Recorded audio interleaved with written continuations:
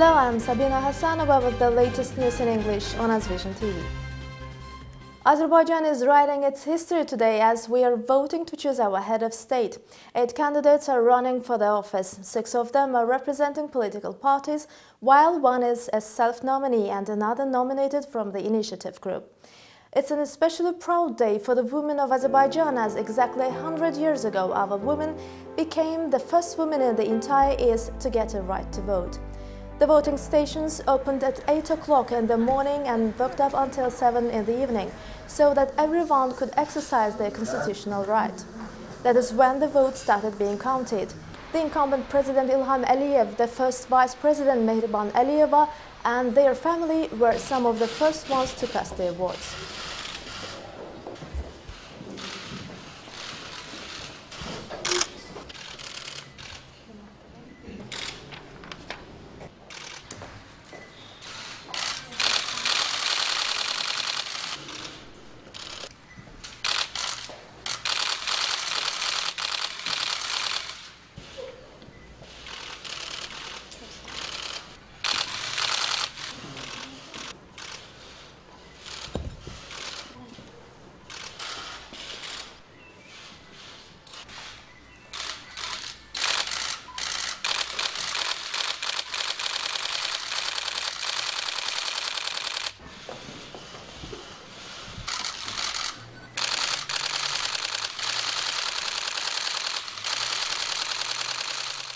Azerbaijani citizens living in other countries were also granted the chance to vote, as Azerbaijani embassies around the globe organized voting stations for our citizens abroad.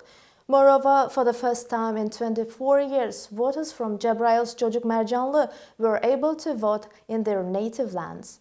As of 5 p.m., almost 70% of the population had already cast their votes, as reported by the Election Information Center of Azerbaijan's Central Election Commission.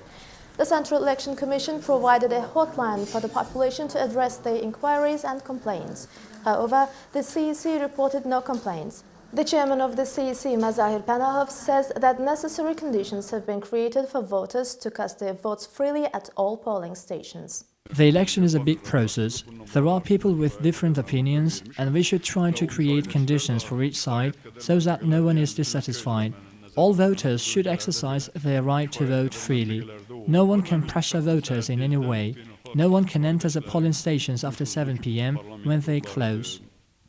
894 international observers representing 61 organizations such as Turkpa, OSCE Parliamentary Assembly, OSCE, ODIHR, CIS, IPA and PEC observation missions, and 59 countries have monitored the voting process.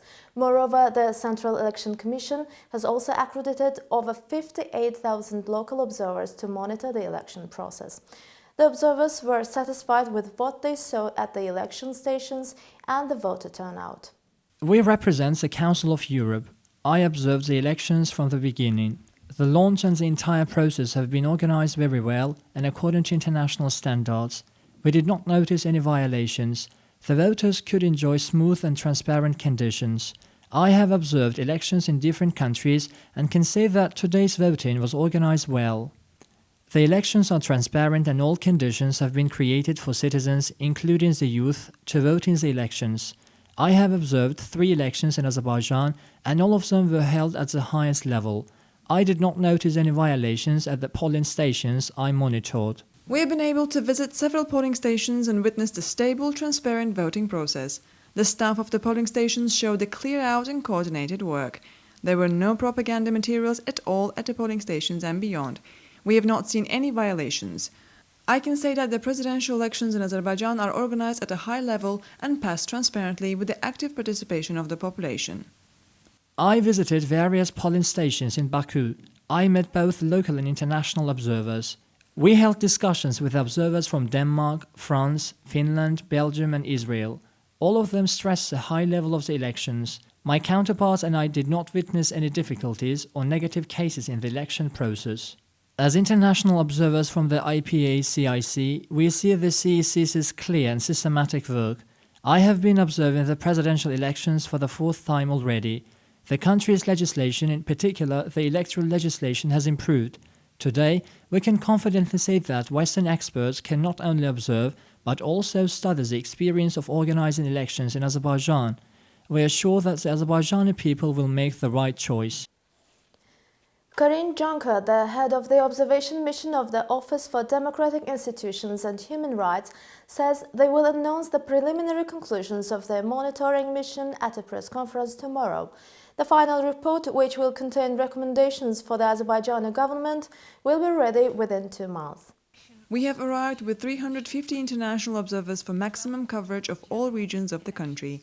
Our goal is to cover the pre-election process from all angles. We observe all elections in all OSCE countries in the same way. We use the same methodology based on interviews with state authorities, political parties, candidates, election administration, opposition and media representatives, both from the more traditional media but also from the opposition media. Then we bring together all the findings based on these different interviews. That's how we write our reports. At the same time, some internet resources outside Azerbaijan and certain social network profiles are purposefully disseminating false information in order to cast shadow on the free, democratic and fair presidential elections that the country has had today, said Hikmet Hajiev, spokesperson for Azerbaijan's foreign ministry. They are publishing Photoshop pictures and anonymous comments, which actually proves that these pieces of information are clearly false. They seek to mislead local and international observers who are monitoring the voting process in a free, democratic and transparent way and influence the final results to be prepared by these observers. All necessary conditions have been created for local and international observers to monitor the voting in a free, democratic and transparent way. Over the past 24 hours, Armenian armed forces have violated the ceasefire along the contact line between Azerbaijan and Armenian troops 102 times using large-caliber machine guns, the Azerbaijani Defense Ministry reported. The settlement of the Armenia-Azerbaijan Nagorno-Karabakh conflict will be further discussed in the Parliamentary Assembly of the Council of Europe.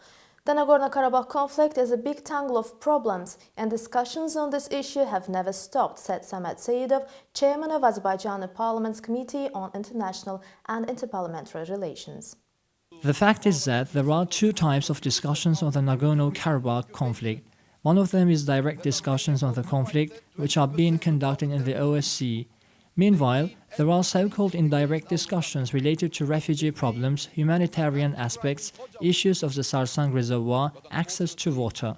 All these problems are connected to the Nagorno-Karabakh conflict.